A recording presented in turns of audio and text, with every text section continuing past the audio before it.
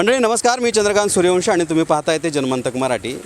पाऊस सुरू आहे आपल्याकडे. लातूर जिल्ह्यामध्ये जी पावसाने आहे ती थोडीशी दडी मारली होती, पण या 2 दिवसामध्ये पावसाचं जे आहे ते चांगल्या प्रमाणामध्ये पाऊस पडतो. आता माझ्या पाठीमागेही सगळी मंडळी तुम्हाला दिसतात. पोलीसवाले दिसत आहेत, तहसीलचे कर्मचारी दिसत आहेत, भूमी अभिलेखवाले दिसत आहेत. जर इकडे तुम्हाला दिसत असेल तर हे थोडंसं इकडे फिरवा, असं ते पलीकडलं बटन दाब. हे इकडे दिसतात तुम्हाला, एक झेंडा दिसतो तिकडं. हा नंबर बांधाचा विषय होता. भर पावसात देखील रेणापूर तहसीलची टीम आहे ते इथं आलेली आहे. माझ्यासोबत मंडळ अधिकारी आहेत रेणापूर तहसीलचे.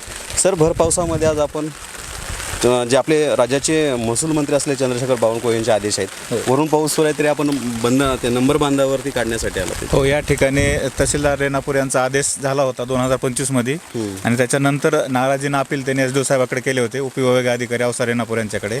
त्यांचा पण आदेश तहसीलदार साहेबांचा कायम केल्यामुळं आज रोजी आम्ही इतर रस्त्यासाठी आलो होतो. त्यांना नोटीसा वगैरे दिल्या होत्या, आणि आज भूमी अभिलेखच्या कर्मचारी यांनी हद्दीखुणा कायम केल्यानंतर आज हा रस्ता इथं हद्दीखुणा कायम करून आम्ही तो पूर्ण करण्यात आलेला आहे. किती फुटाचा रस्ता होता सर? हा गाडी रस्ता आहे, आणि गाडी रस्ता आम्ही 12 फुटाचा त्यांना मार्कआउट करून दिलेला आहे. हा रस्ता कुठपर्यंत जातो? हा खाली रस्ता शिवपर्यंत जातो. खाली गोविंदनगरची शिव आहे, आणि त्या शिवपर्यंत हा रस्ता पूर्ण करण्यात, गोविंदनगर मुरडवाची शिव आहे, आणि त्या शिवपर्यंत हा नंबर 1 गेलेला आहे. आणि तोपर्यंत ते खाली पण खुला झालेला आहे. फक्त इथलं एक जवळपास 200 मीटर किंवा 300 मीटरचा राहिलेला होता रस्ता, हा पूर्ण करण्याचा आज पूर्ण केलेला रस्ता आहे.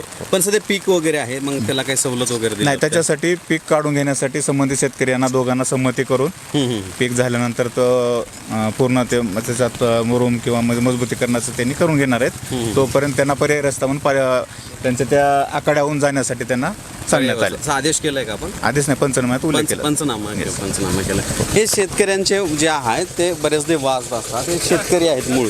तुम्हा दोघांचाच वाद होता, आज मिटलाय वाटतं. आता काय झालं काय? आता रस्ता दिला का? आता रस्ता दिला. आता काय केलं रस्त्याच्यामध्ये? म्हणजे खुणा वगैरे केल्या का? खुणा केल्या. 12 फुटाचा रस्ता दिला. 12 फूट झालं. तुमची आता सहमती आहे?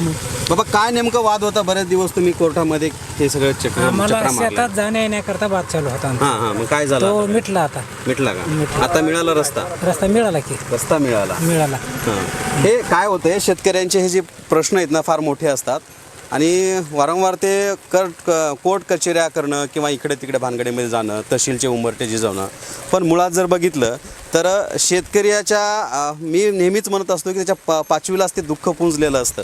पाऊस आहे, मी पण आता पावसामध्ये भिजतोय. भर पावसामध्ये नाही असू दे भर पावसामध्ये आहे उभा टाकलोय मी. आणि हे सगळे मंडळी जे आलेत ते रस्ता काढण्यात. तुम्ही बऱ्याच वर्ष कोर्टामध्ये गेला होता, तर आज समाधान मिळालं का? हो, मिळालं ना. काय झालं आता? काय केलंय काय? हे कसं, आम्ही 2021 मध्ये पहिला अर्ज होता. ते गायकवाड मॅडम पासून निकाल लागत गेले. गायकवाड मॅडम बदलीवर गेल्या की भगत मॅडम आल्या. त्याच्यात इलेक्शन आलं मध्येच. बरेच मंडळ अधिकारी बदलले, पण आम्हाला तिडके साहेब लाभले. त्यांनी तिडके साहेबांनी तुम्हाला रस्ता खुला करून दिला. मी तिडके साहेबांचं म्हणजे विशेषतः बघा, मंडळ अधिकाऱ्यांचंच आभार मानलं जात आहे. कारण ग्राउंड लेवलचे लोक असतात. बघूयात आता अशाच रेणापूर शहरामधले किंवा रेणापूर तालुक्याच्या कार्यक्षेत्रामध्ये येणारे जे मंडळ अधिकारी असतील किंवा तहसीलमध्ये अनेक रस्त्याची पेंडिंग आहेत, बांध रस्ते आहेत, कुणाचे गाडी रस्ते आहेत, बरेचसे ते निकाली आता निघत आहेत. आणि चंद्रशेखर बावनकुळे यांचे हे सगळे आदेश जे आहेत, महसूल मंत्री त्यांचे आदेश आता कुठंतरी चांगल्या पद्धतीनं ग्राउंड लेवलवरती पाळले जातात असं आता आपल्याला ह्या चित्रातून दिसतंय. माझे सहकारी हर्षद शिंदेसह मी चंद्रकांत सूर्यवंशी, जनमंतक, रेणापूर.